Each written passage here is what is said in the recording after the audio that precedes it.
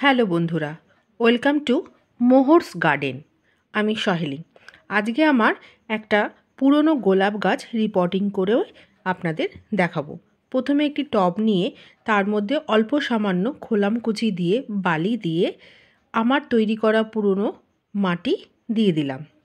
এরপর গাছটাকে পুরনো টব থেকে বের করে নতুন টবে ভালো মতন বসিয়ে দিলাম। তারপর আবার গাছটার উপর দিয়ে আমি মাটি কিছুটা ছড়িয়ে দিলাম এবং গাছটাকে ভালো মতন সেট করলাম। একটা মগে 1 লিটার মতন হিউমিক অ্যাসিড জল গুলে নিলাম, সঙ্গে এপসাম সল্ট দিলাম। এই হিউমিক অ্যাসিড গাছের শিকড় বৃদ্ধিতে সাহায্য করে। এপসাম সল্ট গাছের স্ট্রেস কমাতে সাহায্য করে।